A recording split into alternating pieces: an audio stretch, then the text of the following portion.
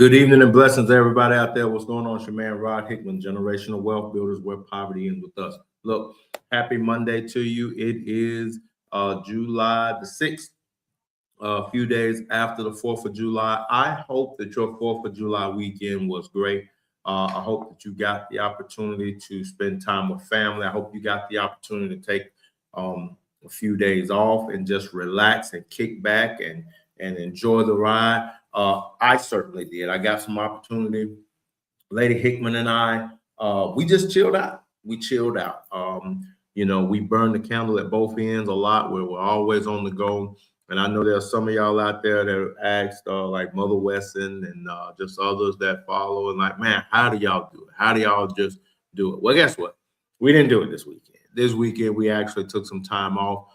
I actually went to a comedy show here in Clarksville, and it was good just to get out, just to let our hair down. Again, we had a good time. I hope you did as well. I personally did not pop any fireworks. Too cheap for that now, man. We're gonna talk about that here in a little bit. But no, I'm too cheap for that now, man. Because literally, to me now, somebody else it may be different. But to me, man, you setting money on fire. And I ain't got money like that just set on fire. Not me. Now, again, the next cat, y'all may be good, but not me. I couldn't do it. So either way, super excited to come to you here on tonight. And the reason why I wanted to come on tonight was simply to talk about something that's always near and dear to my heart. And y'all know that I have been on here, in 5 days. 5 days. It will be 6 years that I've been in the financial services industry. 6 whole years for Generational Wealth Builders. So we're super excited. So this is our birth month. This is officially once I joined the organization that I'm with. So I'm super excited about that. But Generational Wealth Builders was actually started in August of that following year. That's when I started, well, not that same year. That's when I actually came up with the name, started really putting together business cards and stuff like that. So again, super excited about what we have going on here. I will say, as we're in the Clarksville area, we have now gotten to a point we're registered with the Chamber of Commerce now here in Clarksville. So again, super excited about what's about to pop off. Again, I am elated about what's about to take place. Listen, a lot of y'all don't know the story, and y'all just give me just a few minutes. I'm gonna get to what I have to get to, but just give me a few minutes, right? So if you know my story, you know I'm a military guy. And my very first duty station was Clarksville or Fort Campbell here in Clarksville, Tennessee. And I remember as a 19-year-old young fella, I came here eyes wide open, scared to death, didn't know what was gonna go on. And I got here, and I went through some things. I went through some challenges, And when I left Clarksville in 1996, as a man, I left here broke and I left here broken, right? Again, bad combination. I don't mind telling my story because I have victory now. But I remember, when I left here, I wasn't saved. So some of the stuff I said, some of the stuff I did, it ain't who I am now because I was a young 19-year-old. You know what they say, young. Okay. But either way, the Lord has a sense of humor because where I said I've never come back here, 30 years later, I get the opportunity to come back here. And so again, I am super excited to be back here. And I have a purpose now. I understand my purpose. And my purpose is, as I thought about it, I thought about how as I go back, right? And again, I don't blame anybody for what I went through, right? I made the decision to say yes to whatever it was. But here's what I know. That bright-eyed 19-year-old young man who was thriving for acceptance and to fit in, as I have gone through life and now am where I am now, I wish that someone would have been there to say, hey, young blood, look at here, come here, let me show you something about how to build wealth. Let me show you something about where you can put your money at instead of putting your money in the clubs, instead of spending your money on drinks, instead of just spending your money recklessly doing all these foolish things. I wish someone would have been able to grab me by the scruff of my neck, look me in the eye and say, hey, this is what you need to do. But that didn't happen. And so you have to understand the way that I'm wired. I am that guy. I know sometimes people be like, Rod, you just say anything. Well, guess what? I wish somebody would have said something that would have gotten my attention. That's why I say what I say. I don't really care about feelings. I don't. I care more about the fact of your future. I want people to be blessed. I want people to not have to worry about money. I want people to be financially free, because here's the true cause. It is not freedom if you live in check to check. I don't care what nobody say. It's not freedom. It is not financial freedom if you have to live from check to check. It is not financial freedom when I see people, and y'all heard me talk about this, right? I see soldiers, people who have put their name on the line and sworn to defend the Constitution of the United States against all enemies, both foreign and domestic, but I see them door dashing. No. They deserve better. Their families deserve better. I wish somebody would have grabbed me again, as I said, and said, hey, man, look, there's another way. You don't have to go to these high interest loans. We're going to talk about all this here. But I say all this on the heels of Independence Day, right? It's after Independence Day, the day that we celebrate the Declaration of the signing of the Declaration of Independence for this great nation that we are part of, right? And again, our nation has gone through some challenges, right? So again, please don't be that person say, well, America wasn't great for me. Don't be that person, not on my feed. You can leave. This country has given myself the ability to be able to build a life and change my tax code. This country right here, a dude who grew up in the hood, and when I hear a lot of people making excuses about, well, my daddy wasn't in the home, mama, papa, when I hear that again, and yes, I call it excuses because it's still all about a choice, right? I grew up the same way. I was bounced from home to home, but either way, long story short, I made it and I'm still going. And that's the beautiful part about it. The story is not over. There is no boogeyman. There's no the white man. There's no this, that, and the other that's going to hold me down from achieving the goals that I want my wife and daughter to experience financially. Nobody is going to get in my way, not even me. So either way, this brings the question, because I see and I observe how when it comes to financial freedom, I want y'all to understand something. Financial freedom is not just a one-time event. It's not just I get this good job and I'll just work this job the rest of my life. No, financial freedom, it is a continuous state of maintenance. You have got to make sure that you are doing more than just making money. You've got to also make sure that you're managing that money. You've got to also make sure that you're disciplined with your money. You've also got to make sure that you are saving, growing, and making more money. That is the path to financial freedom. And so again, on the heels of Independence Day, everybody was up in arms, right? Everybody was picking out their outfit. Everybody was getting jazzed and getting haircuts, hairdos. Everybody out there buying them fireworks again. And again, I don't knock it. America, you can do what you want to do, baby. But here's what I want to encourage you on. If you truly want to be financially free, you are gonna have to do something different than what you've done that has kept you financially suppressed. That's the word of the month right there. Financially suppressed, financially oppressed. And so many people have gotten used to being financially suppressed, financially oppressed, that they're just like, okay, it is what it is. I'll get 2 jobs. But what you don't realize when you get 2 jobs, man, you're increasing your tax burden. right? You are increasing your tax burden. Meaning, as an employee, Uncle Sam is going to take what he can from you because you are not creating jobs.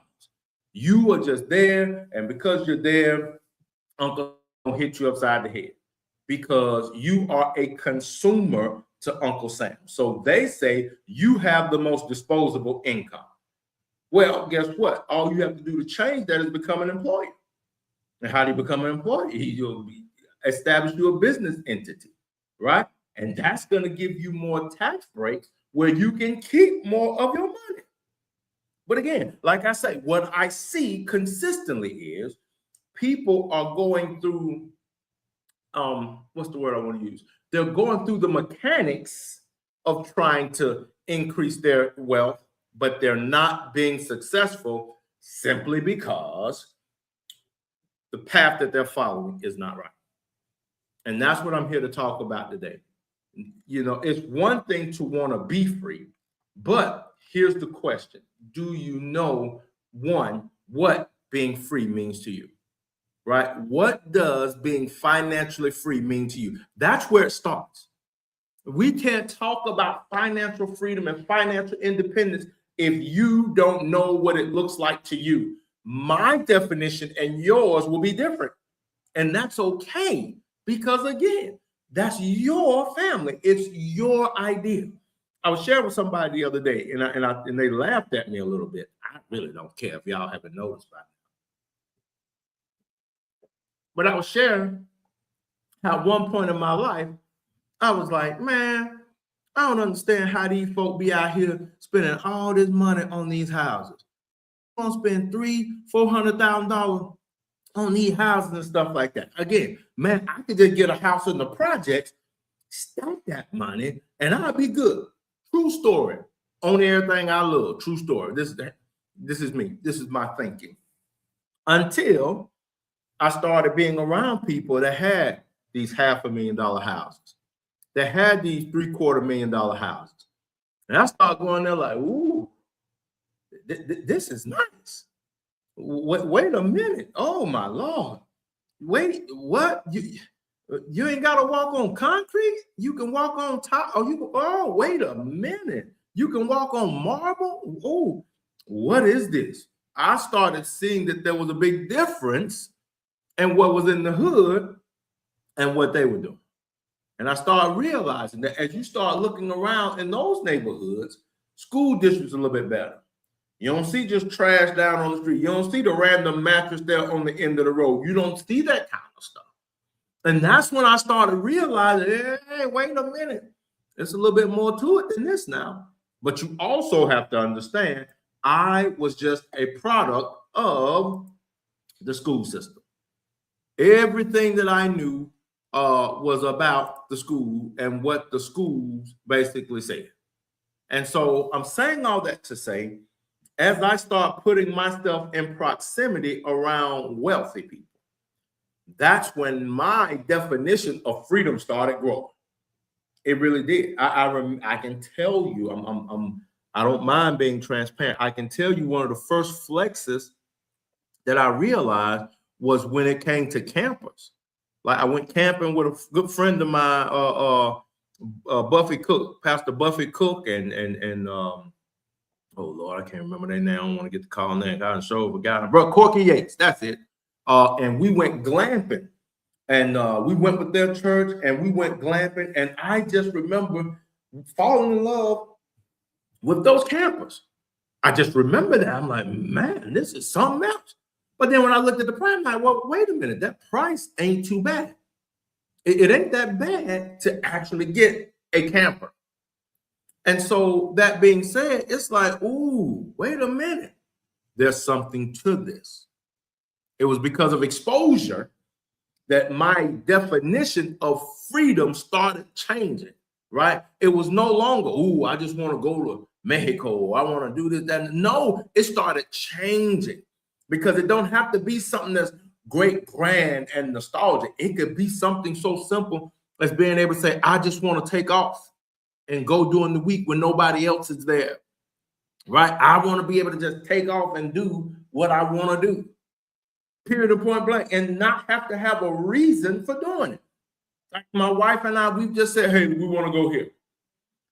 We want to go to this restaurant. We'll go do this. We'll go do that.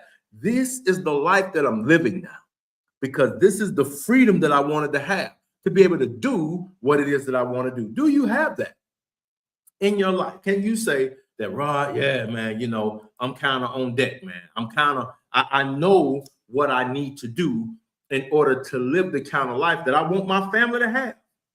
And here's the thing, a lot of people can't say yes to that, and it's okay. Because again, that's where you have people like myself that are here to help educate you. Now, I'm going to always tell you, listen, I'm not going to say what you like. I'm not going to say what you want to hear. I'm not going to say what you want to hear. I'm going to say what you need to hear, right? Because these are truths that I found that have allowed me to change my life, right? So again, the very first thing you must do is figure out, what does freedom look like for you, right? And are you on track to attaining financial freedom? That's on you. You can't be, the job and this and that and so on, so on, so on, so. No, man, no, we ain't finna do that. We're not finna blame nobody else for you not being financially free. I know, and sometimes when I sit down with family members, and y'all just give me just a little grace here, I get back to my point. But there's always that one family member that if something happens where somebody gets sick, they always ask them to go and sit down with, and make sure they leave their job, and they now have to go, and they now have to depend on everybody else giving them a little something to take care of the one family member. And I just remember asking, one of these individuals who had come to my office, and I was like, how does it feel where you have to be dependent on everybody? I hate it. Well, why are you doing it? Well, I got to, because if I don't do it, ain't nobody else gonna do it. Well, I don't think that's true. I think the problem is sometimes, again, a lot of people like me were just trying to fit in with the people that they were around.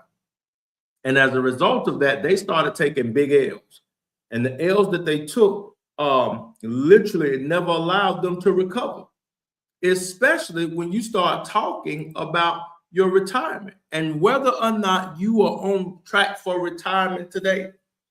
A lot of people are not. And it's because we do things from a good place, but not necessarily a place from where we're building our financial freedom. And again, what I'm going to say today is not what you want to hear, but it's what you need to hear. Because you will find yourself poor messing with folks. And they will look down on you for your decision to be able to do what it was that you did. And you did it from a great place. And yes, I believe in a lot of cases, God will bless you for it. But then at the same time, you also have to understand that when it comes to following the Lord, you have to follow his will. And what I mean when I say that is you can't do something and be like, well, I think this is God's will for my life, and it's not his will, and then expect his blessings. Like that, folks. Let me prove it to you in scripture.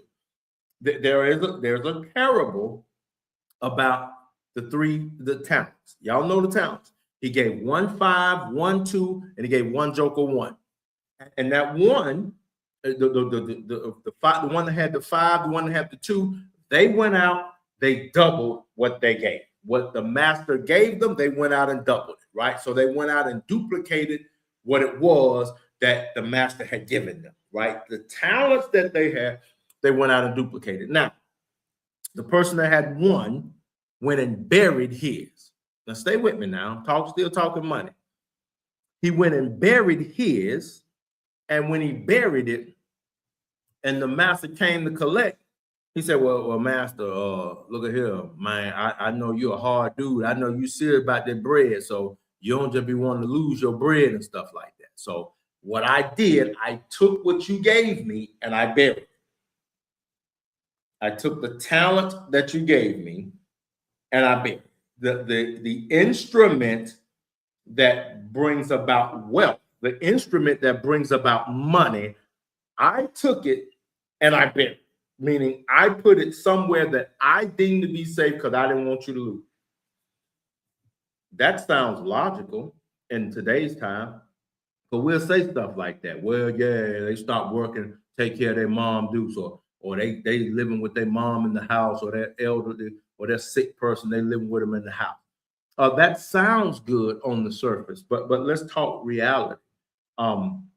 You could do more if you were taking care and doing what you can do financially, right? Think about it this way.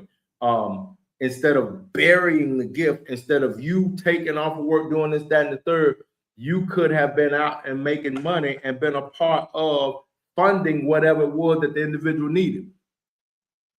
But no, we take it and bury it, and then we expect the Lord to be pleased. No, that's not the way it works. It ain't gonna work like that. And so from a financial standpoint, what I'm saying to you, a lot of us are, we're afraid that we're not prepared for retirement, and we're not. But the question is, what are you doing about it? What are you doing about it so that you can make sure that you're prepared for retirement? And I hear some of y'all, well, I got a 401k. Y'all already got videos about that. I ain't finna go and do that again. But I need you all to understand that you must start working on your own financial freedom, right? It's up to you. So let me give you these couple points, and I'm gonna get out your way. Now, and I got this little poll here. If you don't mind, I wouldn't mind if y'all just filled it out for me. All right. So first of all, you got to build a system that has multiple ways in which you can make money, right? You have got to have your money in multiple ways where it builds a shield for you that protects you, right? First of all, when I sit down with the family and we do our financial analysis, one of the first things that I talk with them about is how much savings they have. How many months savings for their bills do they have? And so my question to you is, how much do you have set to the side? Do you have 3 to 6 months of your income set to the side? And it's important for you to have that, because what if your job lay you off? What if you get sick? What's going to happen then? Are you then going to have to liquidate? And so let me make it plain. When sickness happens, it comes suddenly. Let's be honest about it. We all know, hey, you heard about Mary? Mary had a heart attack last night. What? No. And then at the job, they're going to do the fish place and all that there. And that's all fine, well and good. But guess what? That is not going to be enough for Mary. It's not going to be enough for Frank. It's not going to be enough for you. You have got to make sure that you have at least 3 to 6 months of your bill money. Now, if your bills are $3,000 a month, means you need to have anywhere from $9,000 to $18,000 just sitting somewhere, whether it's in a savings account or checking account, or what I would recommend in an IUL where you're gaining interest, where if you need that money, you could pull it and then pay yourself back as a interest-free, tax-free loan. That's what I recommend. Because again, think about it. When you put your money in the bank, whatever it grows, you're going to pay taxes on the back end. A lot of people don't know that. You know why? Because we don't read. Let me tell you, when you get that I think it's a W-9 or a W-2 from your bank at the end of the year, you see that you paid taxes. They tax that little growth. Again, them little funky $500, yeah, they getting that little money about you, right? And so you said, well, I'm gonna go put it in a CD. Okay, but guess what? You're just paying more taxes on it. This is why, again, I'm not here to talk insurance today. I'm probably gonna talk it. Yeah, let me go ahead and read. Let me just keep it 100, which I'm probably gonna talk it. But what I want you to understand is you've got to make sure that you have some money set to the side. Do you have 3 to 6 months of your bill money set to the side? Because again, your job may be the one that tell you, hey, we appreciate you, but we don't need you on Thursday. You good? No. We ain't gonna need you on this Thursday or no other Thursday going forward. So you have to make sure that your family is protected, right? That your lifestyle is protected, right? So that's what you need to do. The next thing you need to make sure of is wherever your money is, you want to make sure that your money has a better growth rate than what inflation is, right? You want to make sure that your money has a better growth rate than what inflation is. Inflation right now is about 3% each year. So if wherever you have your money, if it is not getting at least 3%, yeah, bro, you behind the power curve. And here's another thing. Again, remember, I'm not going to tell you what you want to hear. I'm going to tell you what you need to hear. When was the last time you actually looked to see what the interest rate is that you're getting on your money? When the last time? That's what you need to do. You need to go and take a look at what you got going as far as what your interest rates are. Because again, that's how you get compound interest. And a lot of y'all gonna be mad than a mug when you see what it is. Ooh, some of y'all gonna need to go to the altar on Sunday when you see what it is. All right, but either way, so you want to make sure of that. And here's another thing I'm gonna say on the back end of that. You also need to make sure that you are eliminating any high interest debt. Oh, that's the worst. That is the worst. And again, I'm not talking from a place of judgment because I've been there. I know what it's have 25% interest rate, 29% interest rate. Been there, done that. Don't think anytime I'm talking from a place of judgment. Nah, I'm just telling you, I've been there. I've made the mistakes, but I made a decision that I wanted financial freedom more. And therefore, because I wanted that more, I started moving different. And I'm telling y'all, these high interest loans, I know y'all want to get these cars. Listen, everybody want to ride around clean. Everybody. Well, most folk, right? You got some folk that are Prius folk. We don't knock you. We just stay out the fast lane, right? That's all I'm saying. But again, more folk want to ride around in something clean. More folk want to ride around in something that people be like, okay, I see you. Come on, ladies. Used to be a time you was spotted if you had a C320 compressor. Where are my folks at from back in the day? That remember that C23 compressor, Mercedes, the 230 compressor. I'm sorry. What was y'all at? Y'all know what I'm talking about. If you was a lady and you had the little compressor, you was considered all that now. You pull up, or if you had a Honda Accord or Maxima, as a lady, you was it was all that. Or as a brother, you pull up in a Maxima that clean, the one with the cocaine white with the black rim. Yeah, I remember that. Or the all black with the silver hammers. Yeah, man, I remember that. Everybody loves to ride around clean, but here's the thing: if your credit is messed up, when you go get into these long terms where you're paying this absorbent rate, just think about it this way: if your interest rate is 25%. then theoretically you are paying for 25% of the car you will never get. Think about it. You're paying for the car plus another quarter of a car. That's how interest works. And because people don't know that, they go sign up for these loans for 6-7 years on a car. And so that's why as soon as you get tired of that car after about 2 years, and you go to try to trade it out, they tell you what? Upside down. And now they're like, if you want to get out that car, you got to pay this, that, and the third, and so on, so on, so on, so on. And you don't realize it. And you're like, oh, man. And then I even gave them fools a down payment. Yeah, that went to the dealership. But, I ain't here to knock nobody hustle. I kind of am. I don't even know why I told that. Yeah, I'm kind of here. Y'all do know that, right? That when it comes to you putting money down for financing for a car, you know that doesn't really help you out, right? Y'all know that. I know y'all. Here's the point, right? Again, we're talking about financial freedom. What you need to do, get you a account with a credit union, right? I'm dropping gems here, folks.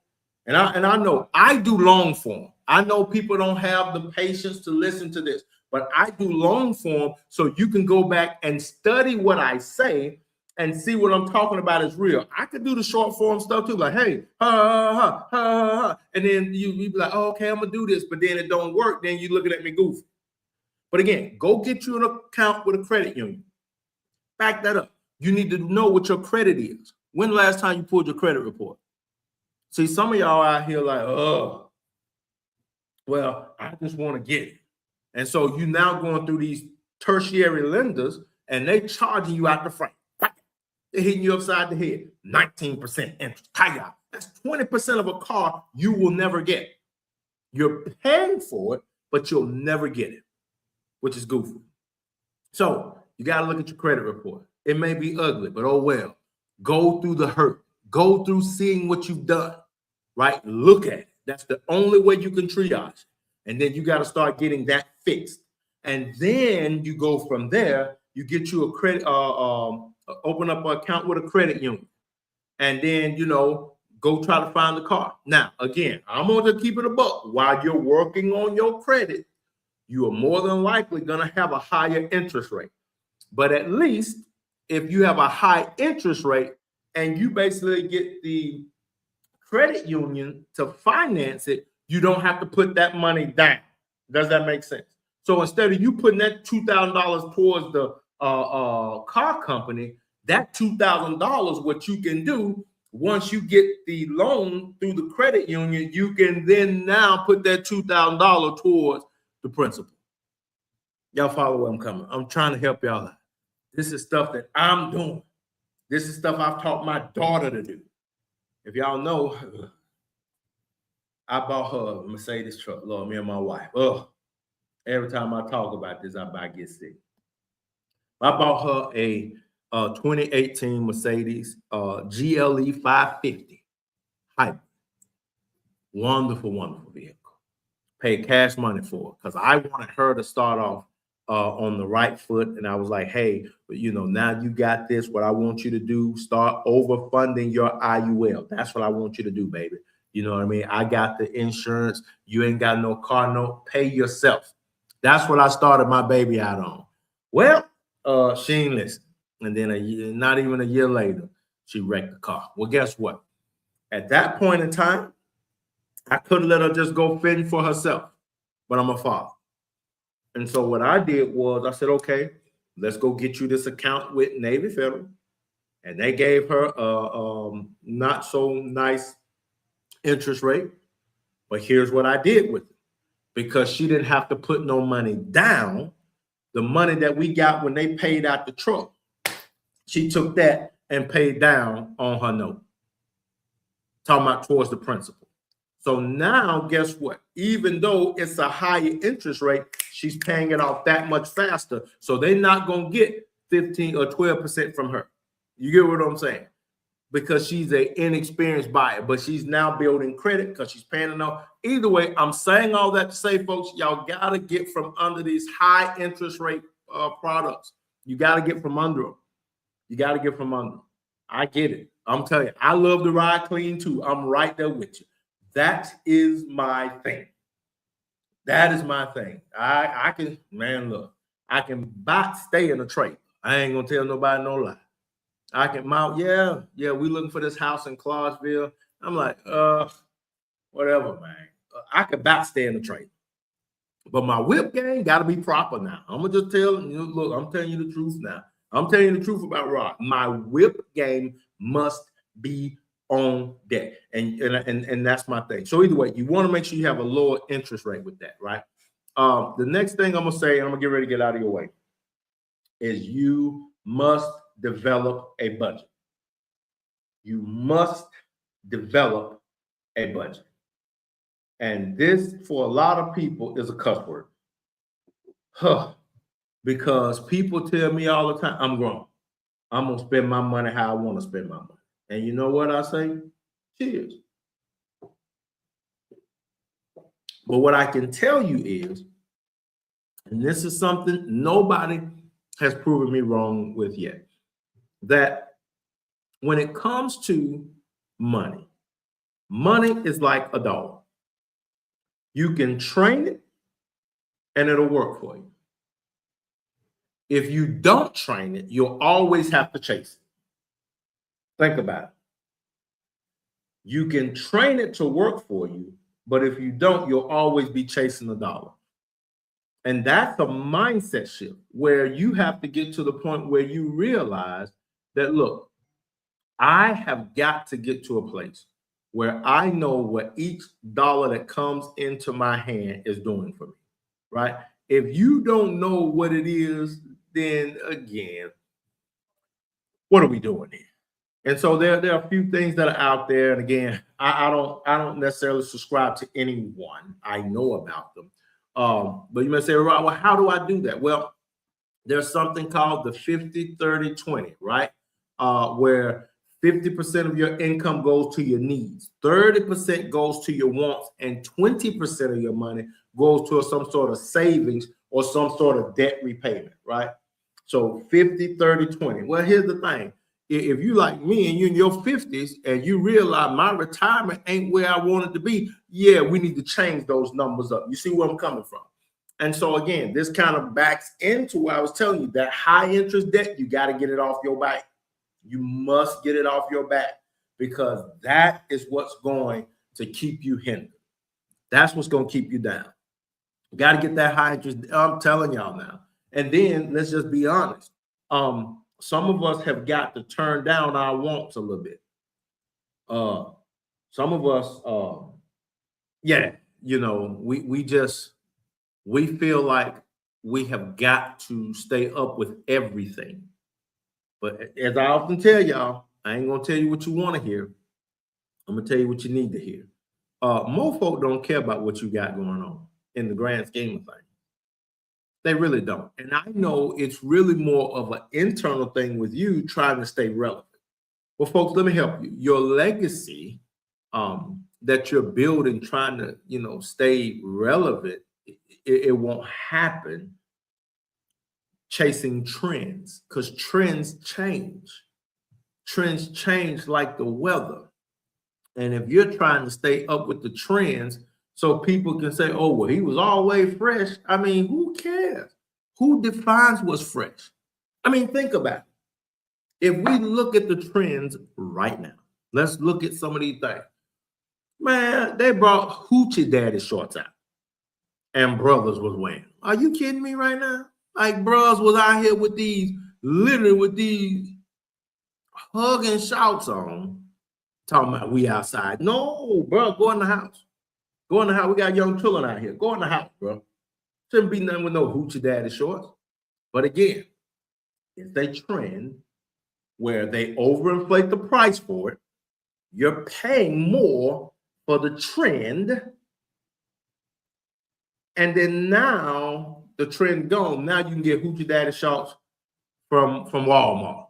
Well, actually, I think Walmart was always selling Hoochie Daddy shorts. But either way, y'all get what I'm saying. Y'all, you gotta understand that trends are not something that wealthy people follow. That's why, here we go again. One of the first few lessons that I learned about shopping and moving like the wealthy. I remember when I came back from overseas, and I'm done, y'all, for real. I remember when I came back from overseas, and while I was over in Dubai, I would buy those Rockaware shirts because they had the big R on it. Again, that's my thing. And I would pay like $20 for those shirts, something like that.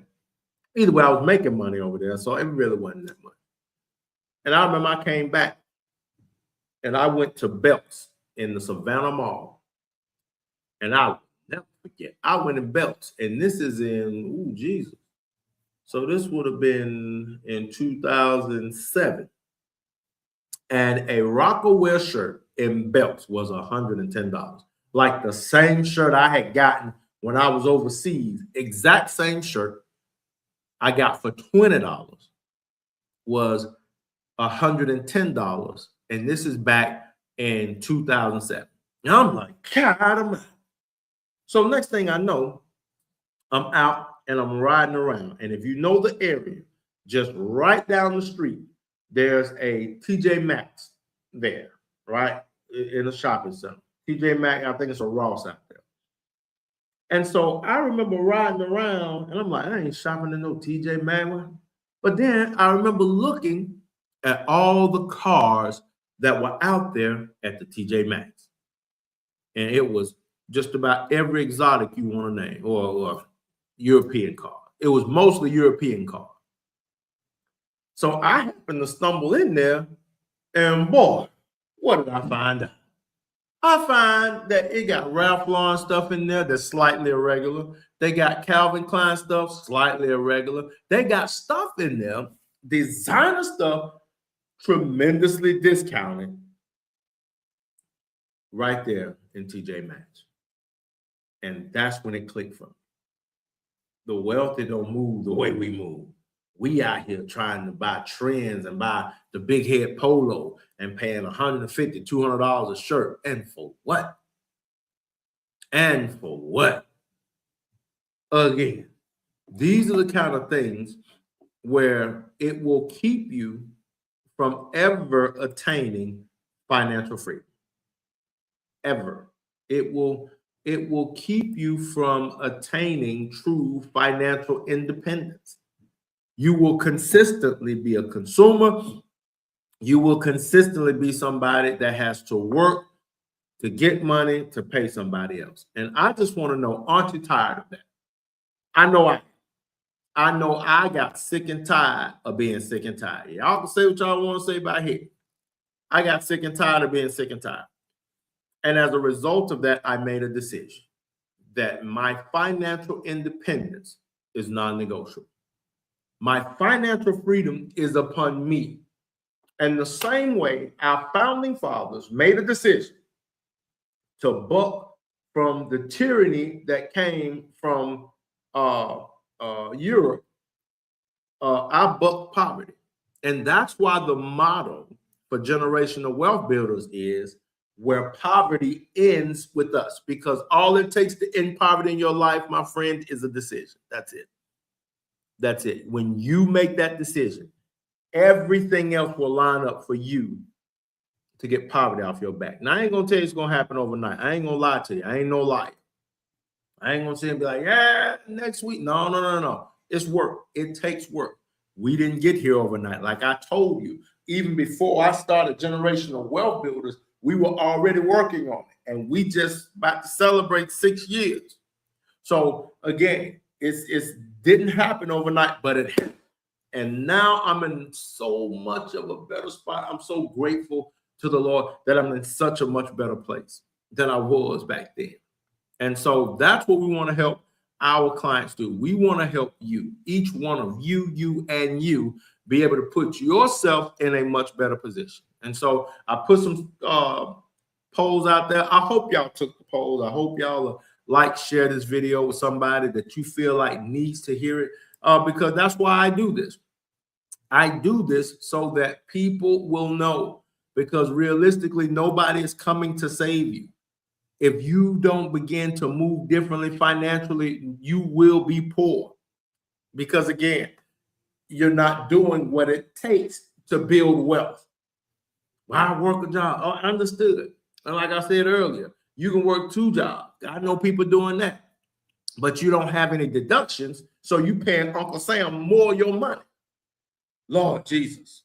Oh, this is what I try to educate with the teachers for the summer. And y'all would be surprised that when I offered, and I was offering to sponsor them, I was offering to teach them, and I was going to cover all of their costs, because I know that teachers are one of the overworked, underpaid souls that are out there. They are. They care for our children day in and day out. But here's also what I know. Because they're not appreciated, do our children really get the best from them? I also know that there are teachers out there that want to retire and cannot. And so because of that, they're just there. They're just in the classroom, and our babies are suffering for it. So I wanted to be able to make sure that I could help take some of that burden off of teachers. But you know what they said? I'm looking for a job. I need a job. Wait a minute. You need a job? No, you don't.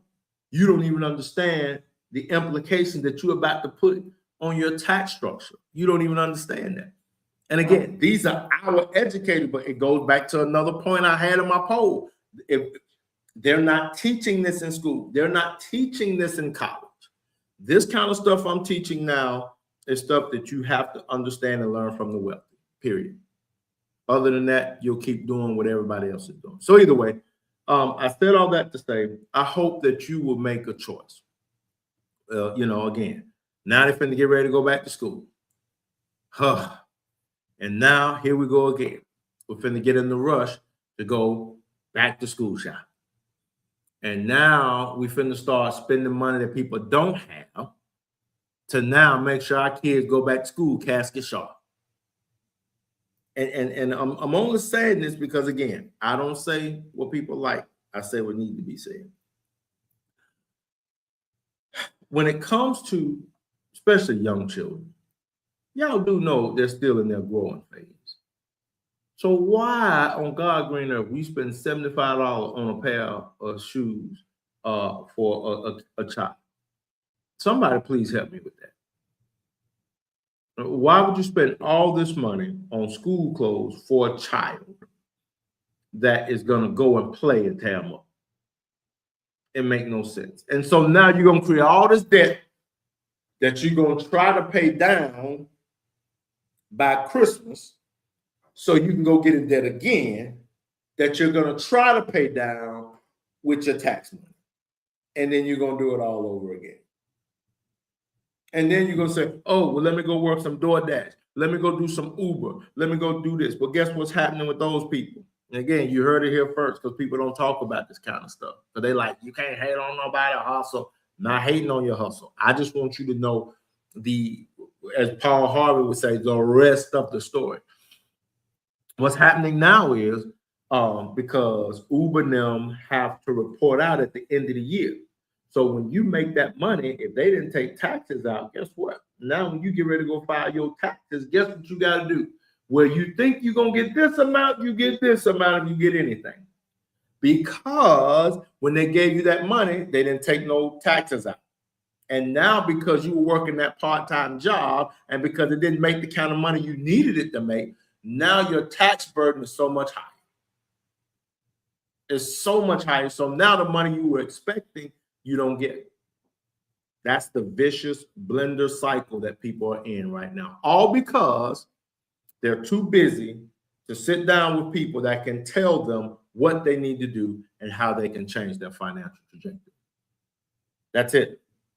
That's it. And yeah, it's heartbreaking.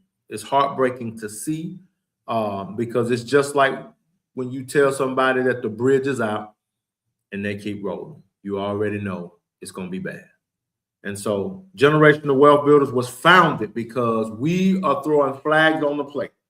We're not going to tell you what you want to hear, but what you need to hear. And so me and the agents that work with me, this is our goal.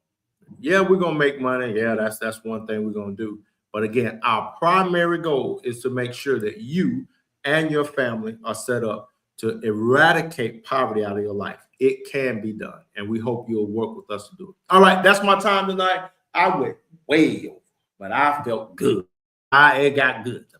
I went way over. But again, that's my time. I'm Rod Hickman, Generational Wealth Builders, where poverty ends with us. As I always tell y'all, knowledge is not power until it is applied. You can have an 18-wheeler truck that's gassed up and ready to go, but it's not until you apply the clutch and put it in gear that the truck is going to move. And that's the same thing that's going to happen with this information. Until you apply it, it is not going to do you any good. If you want to reach me, you could DM me on whatever platform you see. We'll set up an appointment and we'll talk about it. Look here. Love y'all so much. Thank y'all. Have a great day and God bless. Bye.